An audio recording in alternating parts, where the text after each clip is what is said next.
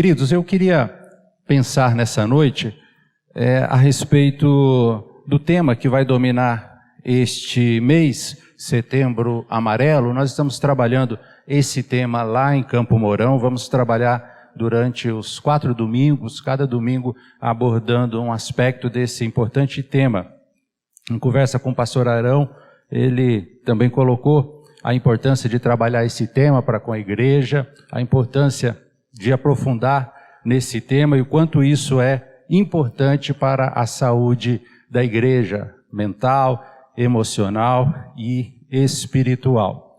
Eu tinha até preparado uns slides bacana, mas infelizmente, acho que eu salvei num formato errado, acabou não abrindo. Mas antes de entrar propriamente nesse tema, dizer para os irmãos que eu não sou contrário ao tratamento psicológico, psiquiatra, fazer a análise, não é nada disso. Não sou aquele pastor que acha que a Bíblia tem resposta científica. A Bíblia não tem resposta científica. A Bíblia não se importa em responder cientificamente nada, tá? Quando nós vamos procurar na Bíblia resposta científica, nós não encontramos, porque essa não é a missão ou por que a palavra de Deus foi escrita. A palavra de Deus foi escrita para nos mostrar o caminho da salvação. O que nós encontramos na Bíblia, de Gênesis e Apocalipse, não são várias histórias. É uma única história, a história da salvação em Cristo Jesus. É óbvio que nesse caminho a Bíblia trabalha diversos assuntos. Encontramos na Bíblia diversas respostas, inclusive resposta para questões emocionais, sentimentais. E a Bíblia nos ajuda, pode nos ajudar, e certamente a Bíblia nos encoraja a caminhar apesar das dificuldades. Esse mês é o mês de Setembro Amarelo, é uma campanha brasileira de prevenção ao suicídio.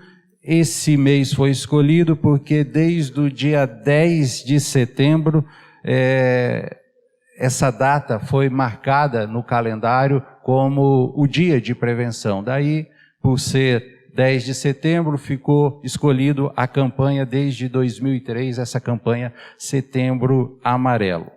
Este tema, algumas pessoas podem dizer que não é importante trabalhar na igreja, porque na igreja nós temos alguns assuntos que é quase que um esqueleto que fica trancado no armário.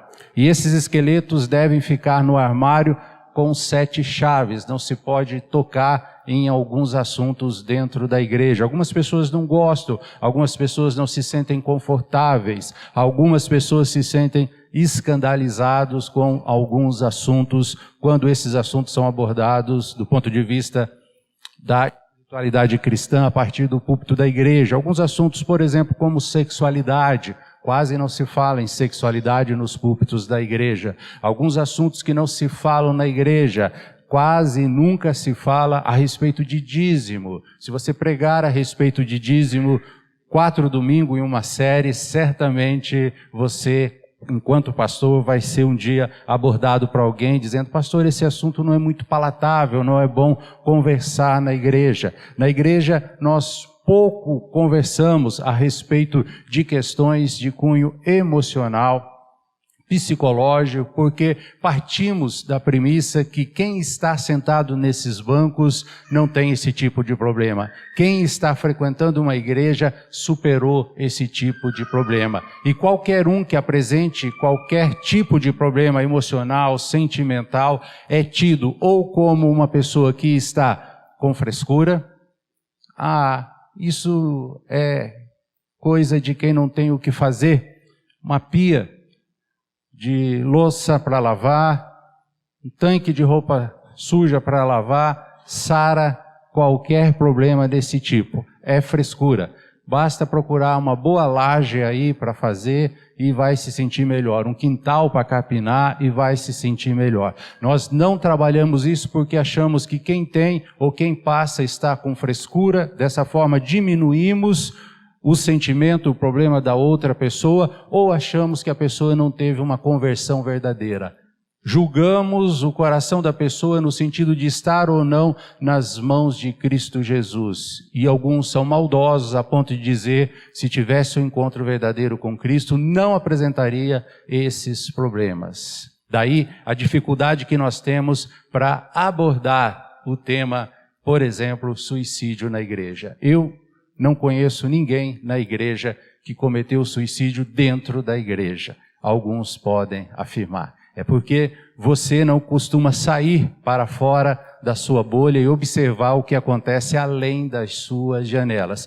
Por exemplo, Kay Warren, esposa do pastor Rick Warren e mãe do jovem Mateus Warren, que em abril de 2013 tirou sua própria vida, lembra que os centros de prevenção à vida continuamente informam que para cada suicídio consumado são feitas no mínimo 25 tentativas. Assim, o problema é que a cultura do descaso é um panorama fértil para essa calamidade e para combatê-la é importante ser sensível à dor do próximo, inclusive à dos pastores. Veja bem, Rick Warren é um pastor de uma mega igreja nos Estados Unidos, uma igreja muito grande, com milhares de membros, e seu filho cometeu suicídio. A sua esposa, então, estudou a respeito desse tema, e nos Estados Unidos a estatística é que para cada um que comete 25 tentativas, acontece muitos dentro das igrejas. E hoje nós observamos que cada vez mais as pessoas, o ser humano, está mergulhado em questões emocionais. Eu tenho cerca de 25 anos à frente de igreja, desde quando evangelista, e sempre tratei desse problema. Sempre foi uma luta no meu gabinete. A quantidade de pessoas que me procuram ou que procuram os pastores com a vida emocional destruída. O número de adolescentes que têm se cortado, braço, barriga, atrás de encontrar uma dor maior do que a dor que está no seu coração e na sua mente, é assustador. O número de pastores com anos de caminhada no Evangelho que têm tirado a própria vida também é assustador. Portanto, é sim, se você me permite a audácia, um assunto importante para tratarmos a partir do púlpito da igreja. E procurar na palavra de Deus a resposta para essas questões que inquietam tanto o nosso coração. Ainda que o nosso desejo é deixar este assunto de lado. Ainda que o nosso desejo é se esconder e esconder qualquer expressão deste assunto. E eu tratei este assunto lá em Campo Mourão e gostaria de tratar também com os irmãos nessa noite, na perspectiva do Evangelho para uma sociedade traumatizada. Uma sociedade traumatizada. Os traumas que eu tenho, que você tem, que nós carregamos, se não tratados em Deus, em Cristo Jesus, superado, ele vai desaguar em uma catástrofe. Vai se transformar em algo extremamente preocupante. Portanto, o Evangelho é a resposta para uma sociedade traumatizada. Quando eu falo a respeito de trauma, eu estou falando de uma palavra grega que o som dela é o mesmo no português, trauma, e significa ferida, ferida aberta. É algo no exterior, mas que apresenta uma repercussão em nível interna. Para nós entendermos bem, o melhor exemplo é o exemplo de um vaso. Você deve ter um vaso na sua casa, um vaso grande. O vaso ele pode ser de barro, de cerâmica e de outros materiais. Mas via de regra, normalmente o vaso ele é barato e frágil. Se bem que esse termo barato talvez já não seja uma verdade absoluta, porque coisas de decorações são extremamente caro.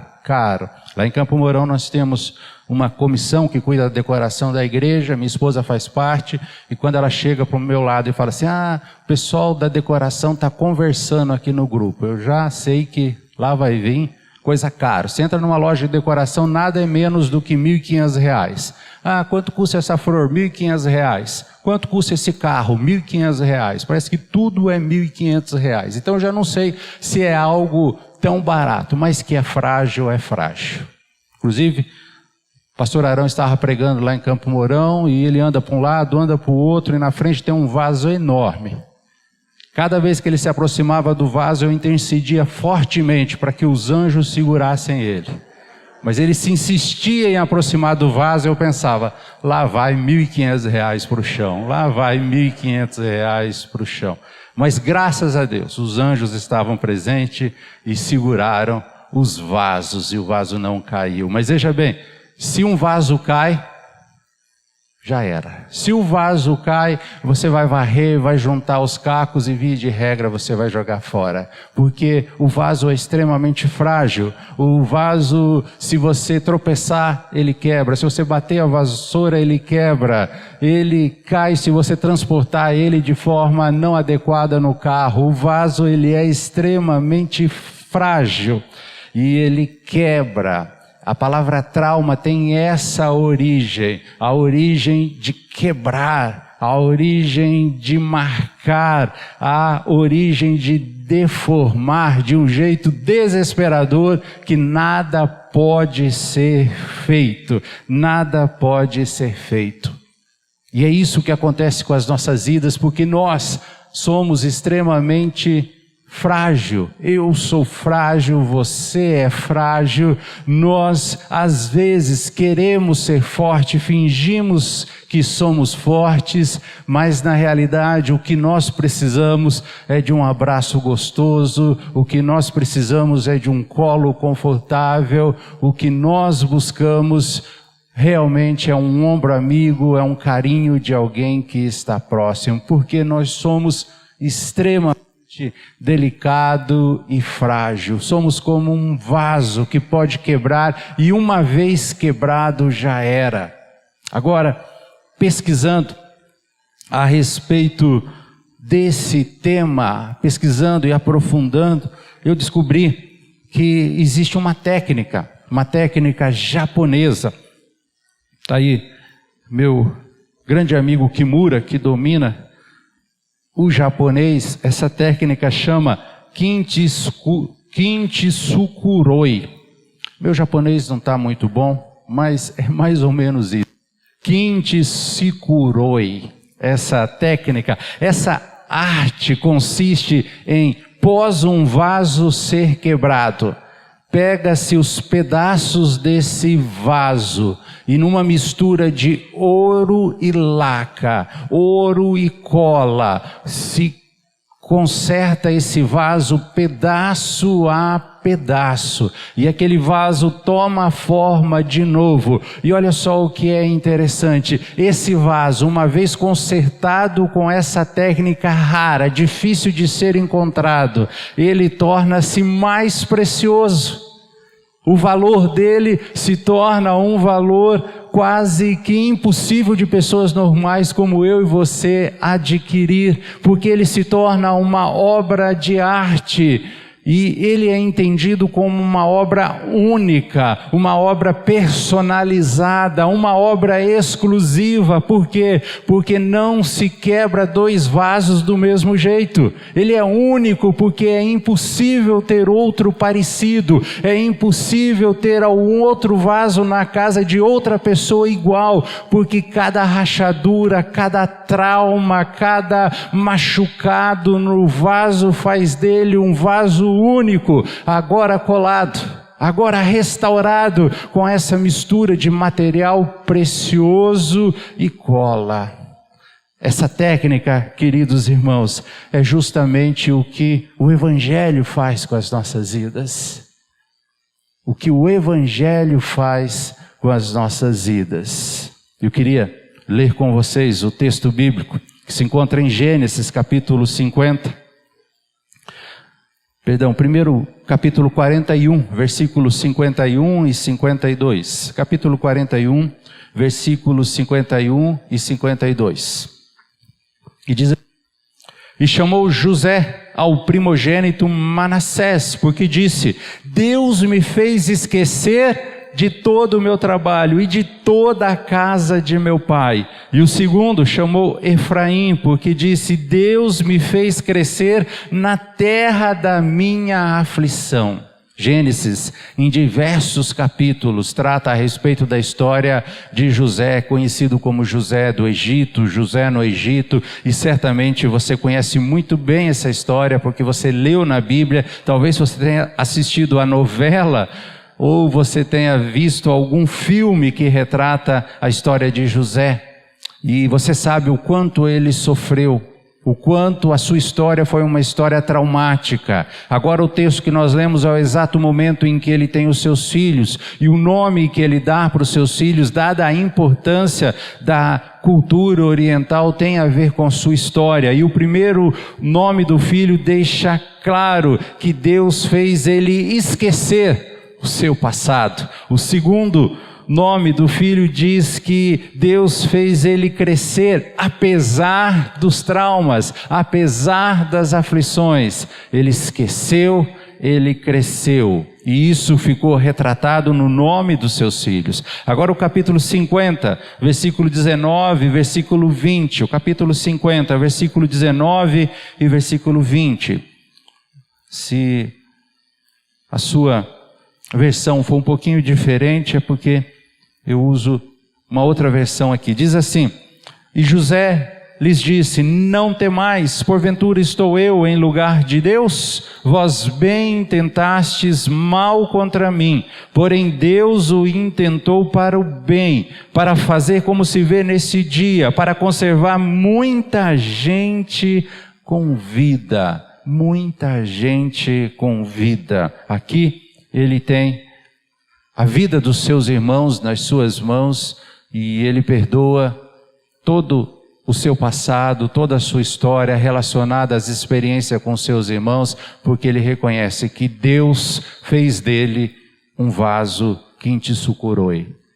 Ele percebe que Deus fez dele uma peça única, exclusiva. Feche seus olhos, eu quero orar para que Deus possa nos abençoar, e quero que você ore para que Deus fale ao seu coração nessa noite. Eu não sei, não conheço a sua vida, muito menos os seus traumas, as suas dificuldades, as suas lutas, mas que você possa orar nessa noite dizendo: Deus, tira todo o preconceito do meu coração. Eu quero ouvir a partir do púlpito, através da Escritura Sagrada, aquilo que o Senhor tem para me ensinar, que eu possa estar sensível ao agir da Tua Palavra. Peça a Deus: Deus, que essa noite seja um marco na minha vida, que eu possa sair daqui transformado, regenerado, que eu possa sair daqui motivado para viver diferente, para fazer diferente. Senhor, nós pedimos a Ti que o Senhor nos ensine nesta noite. Fala, ó Pai, aos nossos corações. O Senhor conhece a nossa história, a nossa luta, a nossa dificuldade, os nossos traumas. Que o Senhor, ó Deus, possa poderosamente, ó Deus, fazer com que a nossa mente seja curada, tratada, o nosso coração seja curado, seja tratado, que as nossas emoções, ó Deus, possam em Cristo Jesus serem transformadas. Fala aos nossos corações, em nome de Jesus. Amém, amém, amém. A partir da história de José, eu queria destacar 3 pontos com os irmãos. O primeiro ponto é que José tem uma vida marcada por traumas. José tem uma vida marcada por traumas. José era filho preferido de Jacó, porque ele tinha nascido quando seu pai era velho. E ele era tratado como tal, como filho preferido. O pai o mimava, dava a ele preferência. Isso fez com que os 11 irmãos criassem por ele uma aversão, um ódio. E depois de muitos desentendimentos, esse ódio culminou no plano para se livrar de José. Então eles venderam José como escravo, ele foi levado para o Egito. Depois disso os irmãos sujaram uma túnica, uma roupa, e sujaram com sangue e levaram para o pai, dizendo que José tinha sido morto por um animal selvagem. Após chegar no Egito, José consegue ser promovido para trabalhar em uma casa com um homem chamado Potifar. Mas a fé dura pouco, e logo ele é falsamente acusado de assediar a esposa de Potifar, e ele vai preso e fica 2 anos esquecido em uma prisão.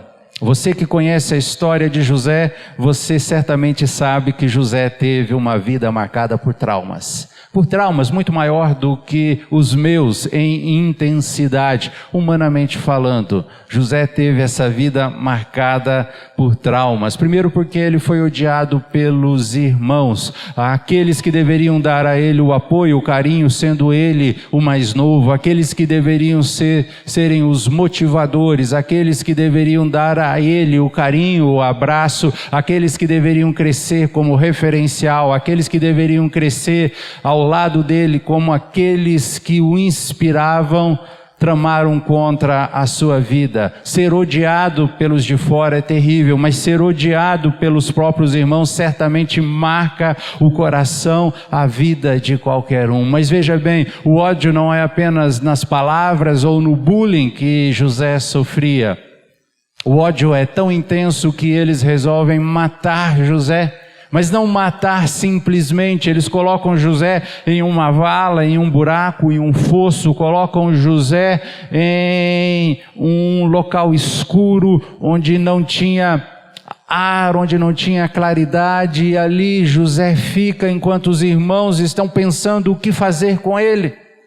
Então decidem levar a notícia da suposta morte de José para o pai, e agora José não tem mais a referência paterna, porque agora José é um órfão de pai vivo. José agora está ali naquele local escuro, naquele fosso, e ele sabe que a partir daquele momento ele não mais vai ter o abraço, o carinho do pai, não mais vai ter o cheiro doce do suor do seu pai, não mais vai sentir a mão aconchegante do seu pai, fazendo aquele cafuné gostoso na sua cabeça. José agora está sozinho. Se não bastasse isso, seus irmãos o vendem como escravo. E agora José é retirado daquele fosso, daquele buraco, é colocado em uma caravana que ia para o Egito, e agora com os braços amarrados, agora certamente com uma mordaça na boca, junto com outros escravos, ele marcha pelo deserto com o sol escaldante. Agora ele olha pelo retrovisor e tudo o que ele vê é sua casa para trás. Adiante dele agora o desconhecido, diante dele agora apenas aquilo que poderia alcançar com um jovem por volta de 15, 16, 17 anos, rumando para uma terra desconhecido, sem pai, sem irmãos, sem nenhuma perspectiva de futuro. José chega no Egito e agora ele vai trabalhar como escravo. Ele que pertencia a uma família que tinha posse, ele que pertencia a uma família que dava liberdade para ir e para vir. Os irmãos trabalhavam, ele tinha total liberdade de ir ao trabalho, voltar para casa, tinha roupa bonita, tinha comida quentinha no prato, mas agora ele está em uma casa tratado como escravo, servindo como escravo. Agora ele está em uma casa onde ele não poderia ir e vir, onde ele não teria de forma alguma oportunidade de fazer o que o seu coração desejasse fazer. Ele era escravo. Ele era escravo. Quando começa, parece que as coisas vão dar certo na sua vida, porque ele começa a administrar aquela casa, logo ele é acusado falsamente de assédio, mas o seu patrão não acredita nas suas palavras e falsamente ele é jogado na penitenciária. Não porque tinha feito alguma coisa errado, não porque era merecedor, não porque estava pagando o seu pecado, não porque tivesse uma explicação humana para tudo o que estava acontecendo na sua vida. Até aquele momento, tudo o que ele tinha na sua vida eram experiências negativas e traumatizantes. E agora ele é colocado em uma masmorra, em uma cadeia. agora ele é colocado lado a lado com bandidos, com assaltantes, agora o que era ruim fica pior, agora que ele não tem comida, agora que ele não tem água, agora que ele não consegue ver o sol brilhar, agora ele está realmente no fundo do poço, em uma cadeia. E ali ele permanece por 2 anos. Ali ele permanece por 2 anos. Situações que certamente marcam a vida de José. José teve uma vida marcada por traumas. Marcada por traumas.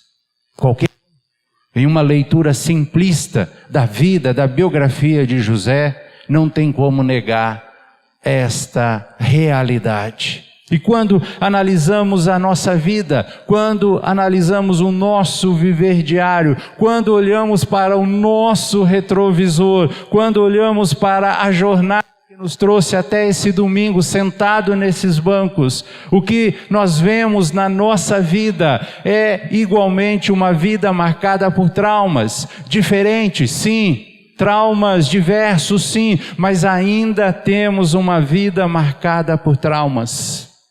E não há nada que traumatiza mais as nossas vidas do que um amor rompido. E quando eu falo a respeito de um amor rompido, eu estou falando basicamente da morte, da realidade do luto, da dor que dói de forma desesperada no nosso coração, quando recebemos a notícia do luto, a notícia da morte, a morte do marido, a morte da esposa, a morte dos filhos, a morte dos pais, a morte dos amigos, a morte de quem estava próximo. É algo desesperador. No Mourão, eu faço a capelania da Santa Casa e dentre as funções que nós exercemos lá, nós acompanhamos a assistência social no momento em que é dado a notícia do luto. Eu faço a capelania na UTI Covid e você chegar para a família e noticiar que toda a esperança chegou ao fim, que toda a expectativa de sobrevivência chegou ao fim, que a morte é a realidade. É algo extremamente traumatizante, é algo realmente marcante. É uma dor intensa, é uma dor intensa. Olhar as fotos e saber que você não tem mais. Olhar o álbum de fotografia e lembrar do último Natal, do último jantar em família, da última confraternização. É algo que dói no mais insensível coração. Nós não fomos criados para morrer, por isso é tão incômodo. Nós não aceitamos a morte, porque a morte é o castigo do pecado. A morte está gritando na minha cara que eu sou pecador, que eu sou pecador. Isso é traumatizante. Mas quando nós falamos em amor rompido, nós podemos ir um pouquinho mais a fundo e tratar não apenas da realidade da morte, que é realmente traumatizante, mas pensar também no amor rompido no que diz respeito à confiança. Como é traumatizante ter uma confiança quebrada. E veja, coisas simples. Criança que é esquecida na escola. Os pais, por algum motivo, não vão buscar as crianças na hora exata, na hora certa, na hora marcada. O trauma vem porque as crianças olham para os pais como o ser perfeito, o super pai, a super mãe, aquele que não falha, aquele que não esquece, aquele que está ali, que está pronto e de repente não vem buscar na hora certa. Aquela criança que é perdida no mercado, na rodoviária, na praia. A confiança é quebrada, a confiança é quebrada. Mas podemos avançar um pouquinho mais e descobrir a respeito da decepção, que faz parte desse amor rompido, dessa confiança quebrada, a decepção.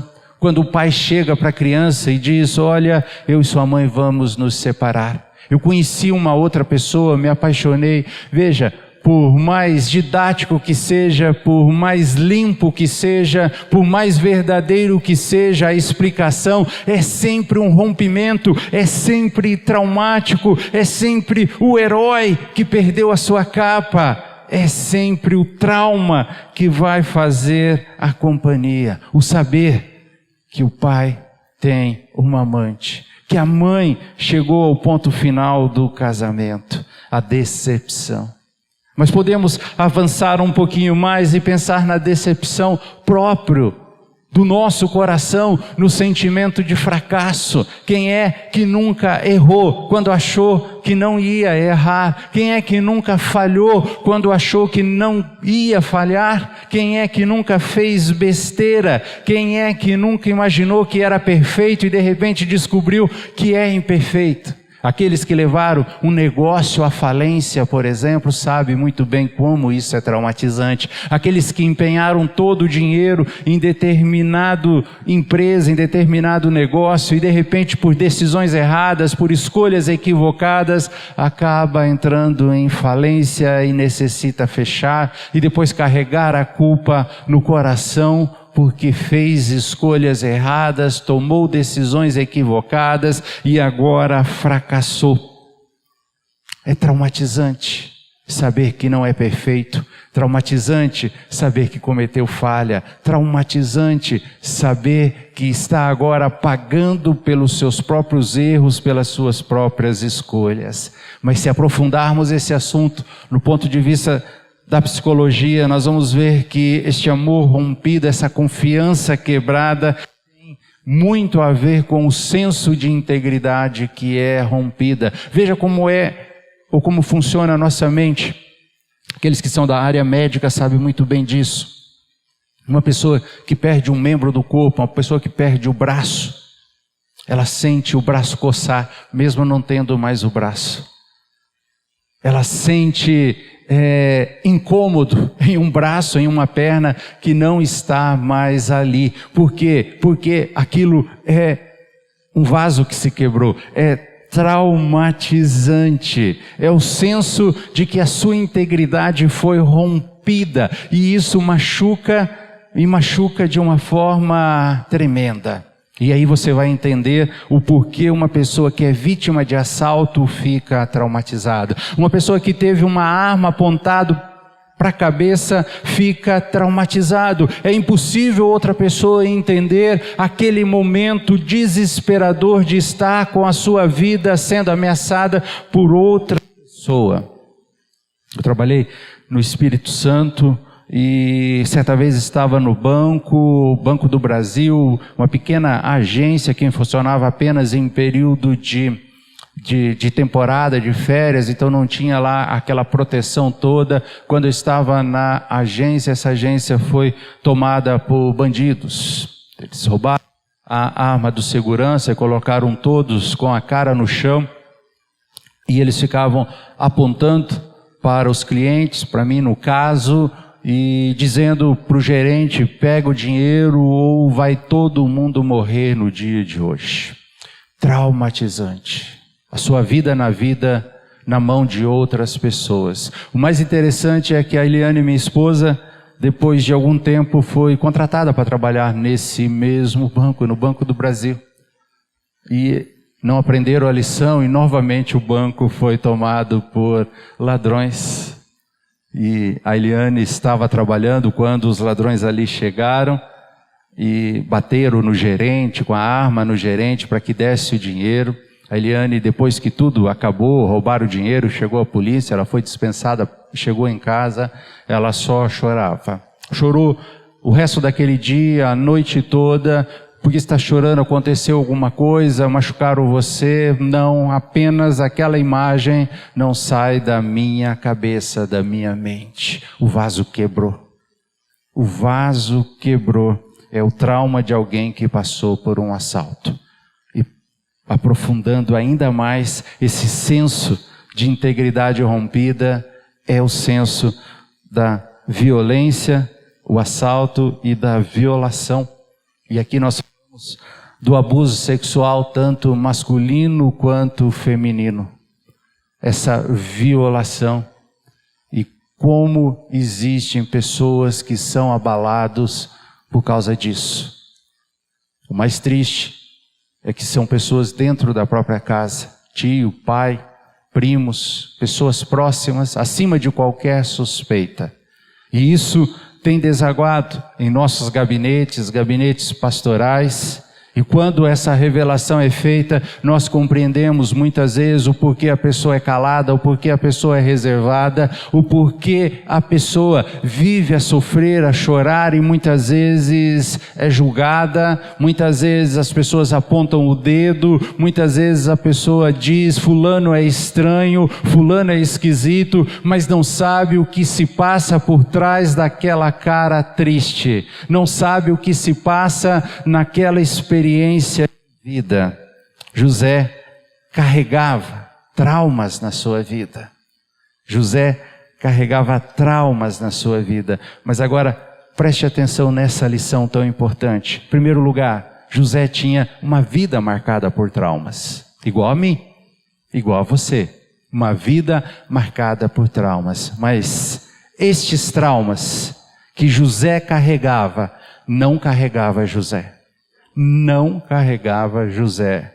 José carregava os traumas, mas os traumas não carregavam José. Portanto, em segundo lugar, José tinha uma vida não pautada por traumas. Veja que interessante, José, em primeiro lugar, tinha uma vida marcada por traumas, mas José tinha uma vida não pautada pelos traumas. Ele carregava os traumas, mas os traumas não carregavam José. E por que eu afirmo isso? Porque quando nós lemos a história de José, nós vemos que José era um vencedor. José era um vencedor. José vence.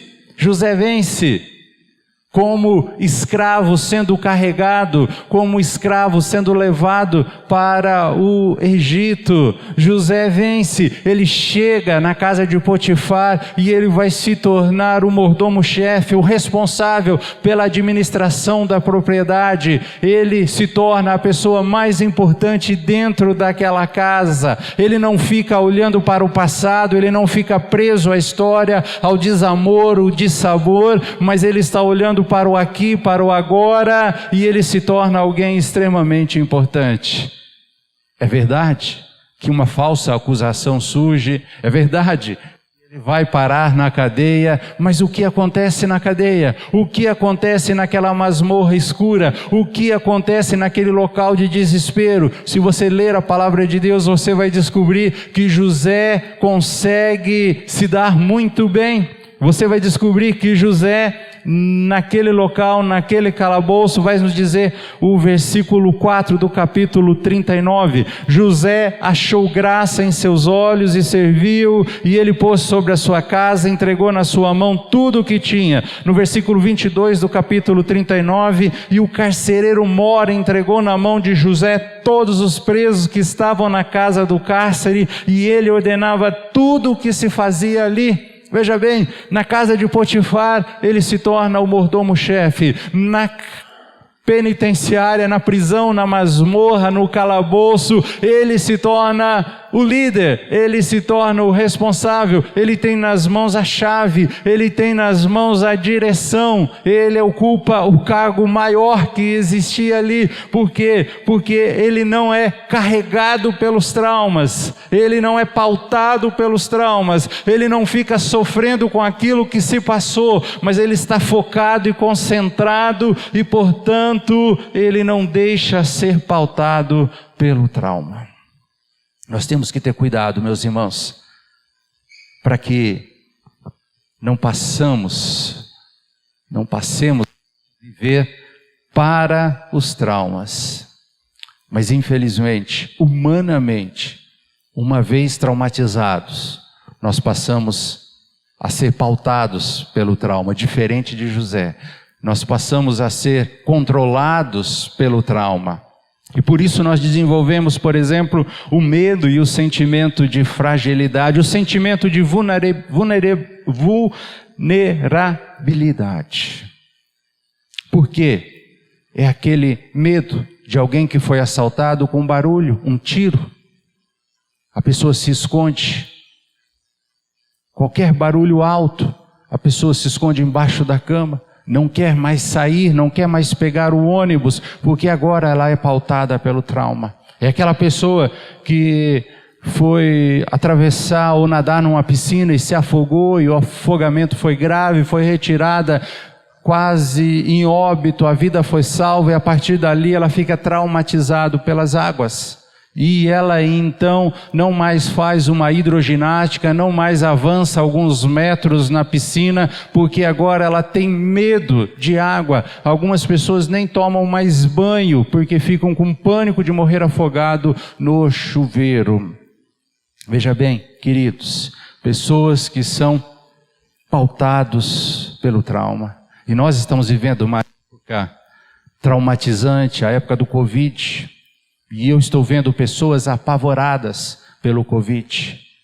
Estamos vendo, Campo Mourão, posso dizer, o número de óbitos caírem.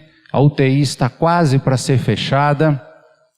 A UTI está com 33% de pessoas. A vacinação está avançando. Eu já tomei as 2 doses, a igreja está retomando o seu ritmo, o seu trabalho, mas as pessoas não conseguem mais viver.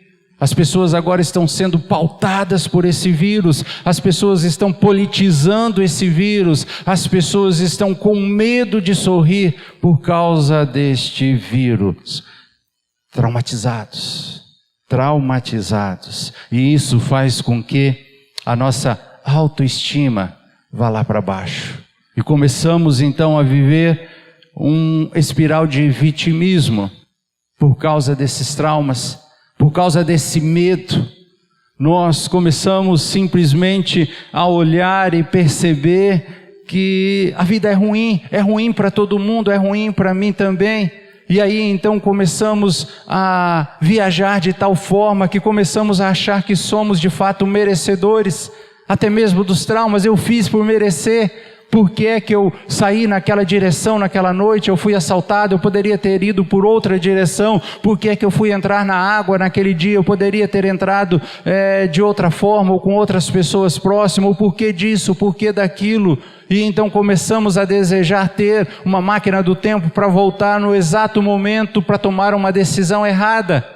O que nós não sabemos é que se naquele dia que nós fomos assaltados, porque nós viramos à direita, se nós tivéssemos virado à esquerda, um carro teria atropelado, um avião teria caído na nossa cabeça.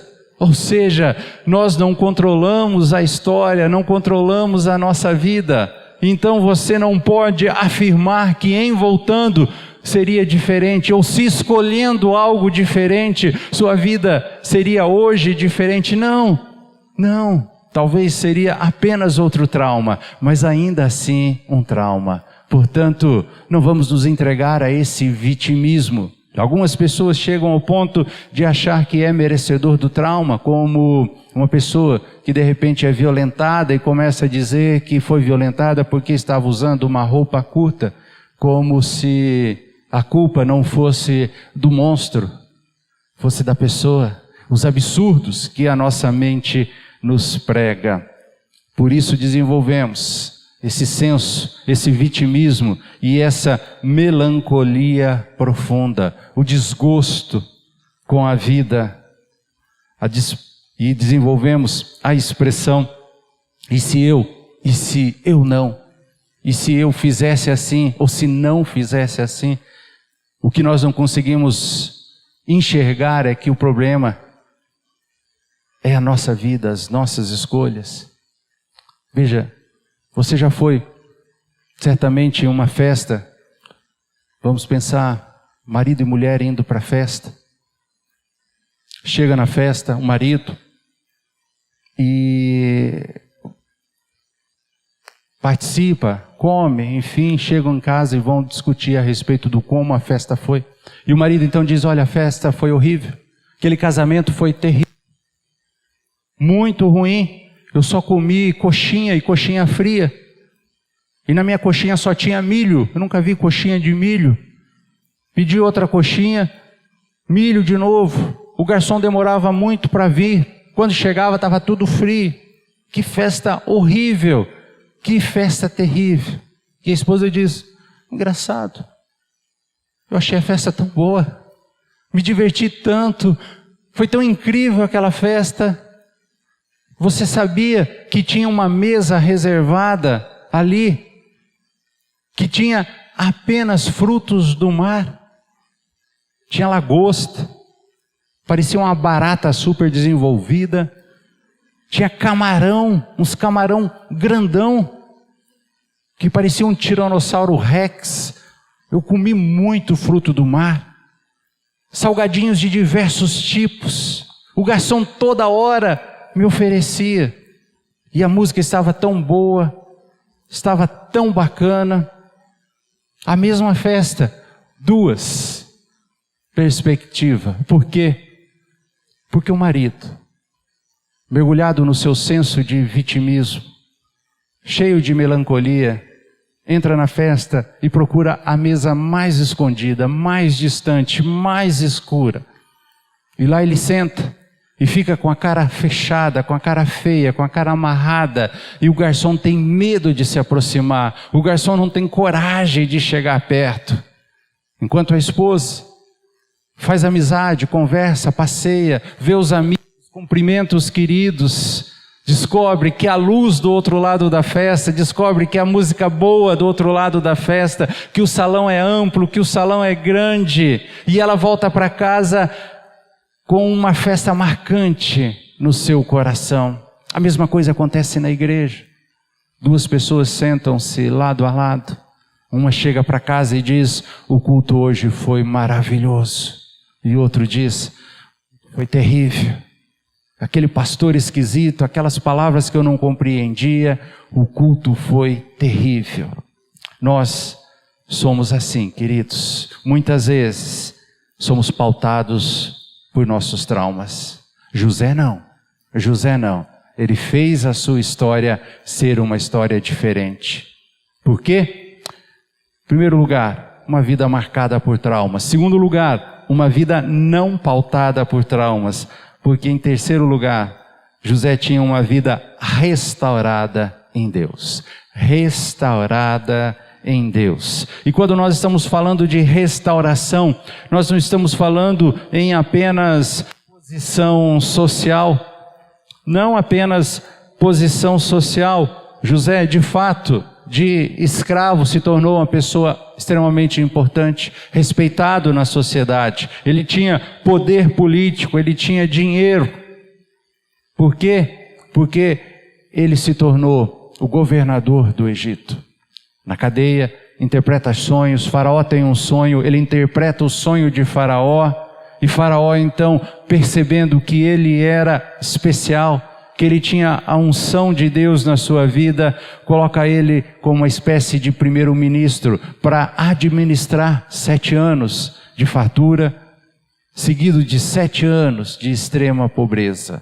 José é o administrador, José é o responsável. José, portanto, tem poder político, tem poder social, mas muito mais do que isso, José tem o poder de ser feliz. O poder de ser feliz, apesar da sua vida marcada por traumas. E o que fecha isso é o que diz o verso 20 e 21. Vocês planejaram mal contra mim, mas Deus tornou em bem, para que hoje fosse preservada a vida de muitos. Por isso não tenham medo, eu sustentarei vocês e seus filhos. E assim os tranquilizou e lhes falou amavelmente. José agora tem nas suas mãos a vida dos seus perseguidores. Eles chegam ao Egito de forma miserável, sem ter o que comer, sem ter como se sustentar. José agora é o Todo-Poderoso, é o que domina. Ele tem nas mãos a sua família, Ele tem nas mãos os seus algozes, Ele tem nas mãos aqueles que passaram a sua infância fazendo bullying, aqueles que o maltrataram, aqueles que o venderam como escravo, aqueles que foram os culpados pela sua viagem cansativa pelo deserto, aqueles que foram o responsável por ele ir parar em uma cadeia, em um lugar escuro. Ele tinha na mão agora a chance de retribuir. Ele poderia matar, ele poderia mandar para a cadeia, ele poderia se vingar. Mas ele não faz isso. Ele não faz isso. Mas ele não faz isso porque ele esqueceu. Veja bem, ele não esqueceu. O texto diz que ele diz: olha, vocês intentaram o mal contra mim, eu sei o que vocês fizeram, está marcado na minha mente, está marcado no meu coração, cada pedaço do vaso que quebrou, cada lasca do vaso que quebrou, eu lembro. Vocês já ouviram dizer que o tempo cura tudo? Isso é falácia, isso não é verdade. O tempo não cura. Se você quebrar seu pé, sua perna, uma fratura exposta, e você for para o médico dizer: olha, não vou nem colocar a mão porque o tempo cura tudo. Volta para casa. O tempo não cura, o tempo agrava. O que cura é Deus. O que cura é Deus. Por isso que quando nós falamos em perdão, nós não estamos falando em esquecimento, nós não estamos falando em amnésia. Não é isso que acontece, porque nós vamos lembrar. É como essa cicatriz que você tem na sua perna. Você olha para essa cicatriz, você lembra o dia que você caiu, você lembra os pontos que você sofreu, você lembra da história daquela cicatriz, mas ela não dói mais. Foi curada, foi sarada, ela não dói mais. É isso que Deus faz com os nossos corações. Mas nós lembramos, e o trauma, ele fica marcado na nossa mente. Fica marcado na nossa mente. O nosso problema é que nós temos dificuldade de lembrar a história como um todo. E aí nós sofremos, ainda mais, porque somos traídos pelas nossas lembranças. Você já ouviu falar a respeito de histórias do passado que marcam a vida da pessoa, positivamente falando, né? Aquele saudosismo. A pessoa olha para o passado e se imagina no passado, porque no passado o que era bom. A pessoa olha para o passado e sente aquele cheirinho daquele pão assado no forno de brasa que cresce, e uma folha de bananeira, e que tem aquele cheiro, aquele sabor de fazenda, e a pessoa fica encantado com aquilo. Nenhum outro pão se compara àquilo. A pessoa se lembra de como era bom beber a água direto na fonte, na bica, água natural, água gelada. Nenhuma água mineral se compara à minha lembrança daquela água saborosa.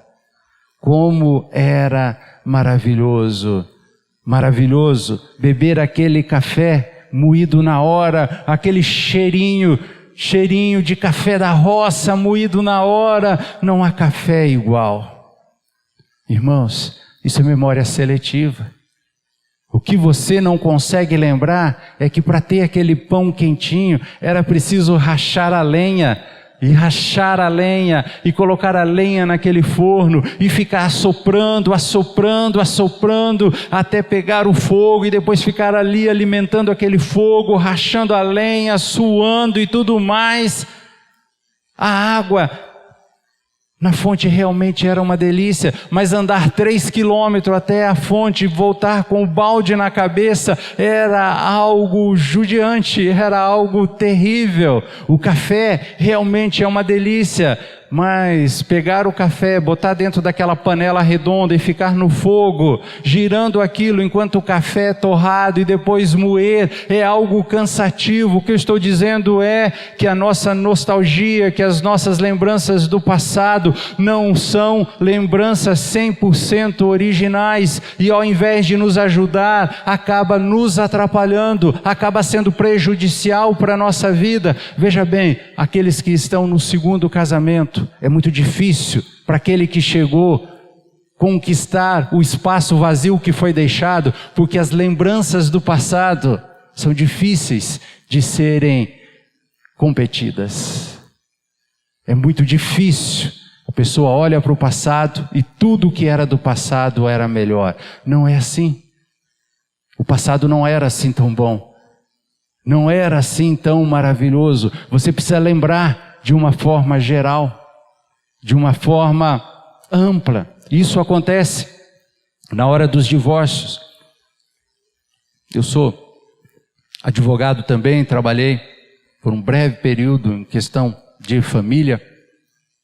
E certamente tem colegas aqui que trabalham nessa área e sabe que quando você vai fazer o divórcio, por mais que você oriente, olha, a questão aqui não é pessoal, não tem a ver com a história de vocês, é apenas a lei, aquilo que um tem direito, o que outro tem direito, o juiz não quer saber do motivo que levou vocês até aqui.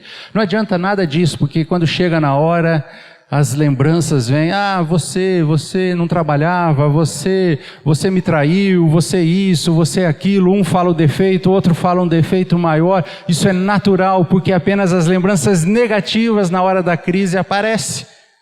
Eu, por exemplo, não conheço ninguém que quando separar, diz assim, olha, ele cozinha muito bem, apesar de cozinhar muito bem, eu vou me separar dele. Ele é um ótimo pai de família, mas apesar disso, eu vou me separar dele. Olha, ele é trabalhador, paga as contas. Olha, ela é uma pessoa muito honesta, é uma pessoa simpática, uma boa companhia. Apesar disso, eu vou me separar. Não, fica apenas as desgraças, os maus pensamentos, as más lembranças. Por isso, todas essas lembranças que não apagam, elas precisam serem ressignificadas em Deus. Ressignificada em Deus, olhar para trás e ver Deus agindo até na hora dos traumas, olhar para trás e ver a presença de Deus apesar dos traumas, ver a presença de Deus apesar de toda a dor, de toda a lágrima, de toda a angústia, de todo o pânico. A minha mãe morreu, ou melhor, meu pai morreu, minha mãe tinha 38 anos, eu tinha 6 para 7 anos. Minha mãe tinha 6 filhos, nós éramos em 6 irmãos. O mais velho tinha 18 anos, a mais nova tinha 5 anos. Morava em uma cidade muito pequena no interior do Paraná chamada Pinhalão. Meu pai era motorista de caminhão, houve um acidente e ele morreu. Isso já fazem muito tempo. Não vou dizer quanto tempo, porque senão vai achar que eu sou muito velho, mas faz muito tempo. Mas eu me lembro de toda a história, de cada dificuldade, de cada trauma. Primeiro porque em uma cidade pequena, uma mãe com esse número de filhos, sem nenhuma propriedade, sem nenhum bem, estava fadada a viver uma vida apertada financeiramente falando, sem condição nenhuma de manter a família com dignidade. Não tinha casa, não tinha salário, não tinha estudo, minha mãe semi-analfabeta. O que fazer? O que fazer? O que fazer? Ficar chorando por causa do meu pai que havia falecido? Era uma opção. Mas meu pai falecido não era assim um exemplo de pai no ponto de vista de igreja. Minha mãe sempre frequentou a igreja evangélica, mas casou, meu pai nunca gostou de igreja, não deixava ela ir à igreja, não deixava que os filhos fossem à igreja.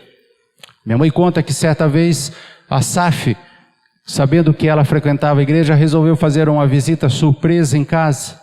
E eles chegaram e fizeram uma reunião surpresa. O meu pai ficou realmente revoltado com a presença das irmãs da SAF, que ele decidiu no final da reunião servir uma dose de oncinha para cada irmã da SAF.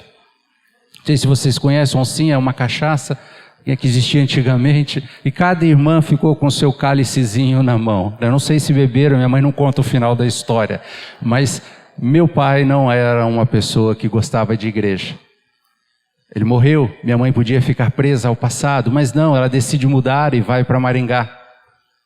Em Maringá, começa a trabalhar com 12 anos de idade num mercado, carregando em uma bicicleta cargueira 2 caixas de compra na frente, um botijão de gás atrás, entregando de casa em casa. Não o único, meus irmãos, minhas irmãs, todos trabalhando desde muito cedo. Comecei a estudar à noite, para poder trabalhar de dia, para ajudar financeiramente em casa. Minha mãe levava todos os filhos para a igreja, na escola dominical e no culto à noite. Nós morávamos distante, em Maringá, em um bairro muito distante, 4 quilômetros até a igreja, íamos a pé. meia hora, 40 minutos de caminhada até a igreja, na escola dominical e depois no culto à noite. E assim foi toda a minha infância. Dia dos Pais? Nenhum. Lembranças positivas do pai? Nenhum. Consolo, conforto dos pais? Não tive. Meus irmãos, a mesma coisa. A mesma coisa. Mas hoje, quando eu olho para o passado, quando eu olho para essa história, eu sei que Deus estava presente. Deus ressignificou toda essa história traumática. Hoje, pela graça do bom Deus, toda a minha família serve ao Senhor Jesus. Todos os meus irmãos estão na igreja. Todos servem e adoram exclusivamente a Cristo Jesus. Do ponto de vista financeiro, todos estão equilibrados, tiveram oportunidade de estudar, de se formar, tiveram uma vida totalmente diferente do que se permanecesse naquele lugar. O que eu estou dizendo para vocês é que o trauma faz parte da jornada, mas quando nós olhamos para o passado, em Deus nós podemos ressignificar tudo. Em Deus as coisas aconteceram para o nosso bem, apesar das dificuldades, apesar das lutas. Portanto, o problema não é exclusivamente a sua vida traumatizada, mas se você consegue enxergar Deus apesar dos seus traumas. Você consegue enxergar que Deus estava cuidando de você e que Deus está cuidando de você hoje? Portanto, é preciso significar a sua história em Deus. E é preciso recomeçar a partir de agora. E eu estou encerrando. Recomeçar não é uma opção. Não é uma opção. Porque veja bem, amanhã o sol vai nascer. Quer você tenha traumas ou não. Amanhã você vai levantar da cama, quer você tenha traumas ou não. Amanhã a semana vai começar e você vai ter que trabalhar, quer você tenha traumas ou não. Portanto, é preciso recomeçar a partir de agora, a partir de amanhã. É preciso recomeçar com Deus, com Deus. Lembra do vaso que quebrou? Lembra da arte japonesa? Você é esse novo vaso em Cristo Jesus. Os seus traumas, as suas marcas estão com você. Elas vão continuar com você, as suas cicatrizes. Mas você é uma obra de arte. Cada trauma, cada ruptura, cada dor fez de você o que você é hoje. Fez de você uma pessoa melhor, uma pessoa mais sábia, uma pessoa que tem mais fé em Deus, uma pessoa que consegue valorizar mais o seu encontro com Deus, a sua vida com Deus. Portanto, a Bíblia diz, aquele que está em Cristo é nova criatura, as coisas velhas ficaram para trás, eis que tudo se fez novo. Tudo se fez novo. Recomeçar não é uma opção, é uma realidade. E que você possa recomeçar com Cristo a partir de amanhã. Recomeçar com Cristo a partir de amanhã. Feche seus olhos. Viva para os traumas, mas viva para Cristo Jesus. Viva para Cristo Jesus. Eu sei que você teve traumas, mas não seja pautado pelos traumas. José não foi. José não foi. Se tornou importante. Ao invés de se vingar, ele perdoou. E o perdão faz bem, não ao perdoado, mas faz bem ao perdoador. É o perdoador que ganha. É o perdoador que se torna uma pessoa melhor. Portanto, perdoe hoje. Perdoe agora. Perdoe seus pais, seus irmãos, seus amigos. Aquele em Cristo que te machucou com um comentário, com um riso. Se você já sofreu bullying, se você já sentiu não amado, se você perdeu alguém, se alguém perdeu você, que hoje seja o momento de reconstrução, restauração, um vaso novo. Senhor, nós oramos por cada irmão presente aqui nessa noite, por aquele que nos acompanha de casa. O Senhor conhece a história, o Senhor conhece o viver diário, os traumas, os machucados, as lascas, as quebraduras, as rupturas. O Senhor conhece, ó Deus, a lágrima que encharca o travesseiro à noite. O Senhor conhece o medo de encarar a multidão, o medo de encarar a felicidade, o medo de olhar no espelho, o medo de tentar novamente, o medo de perdoar e de se perdoar.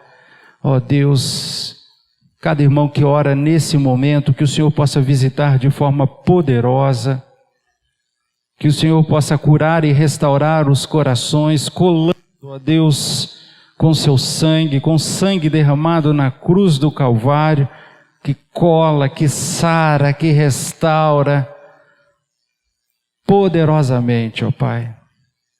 Nós agradecemos. Amém. Amém. Amém, irmão. Ei, pessoal, quer continuar assistindo os nossos vídeos? Clique aqui e você vai ter acesso em outros vídeos. Mas também se inscreva no nosso canal, tá bom? Acione o sininho e compartilhe com outras pessoas.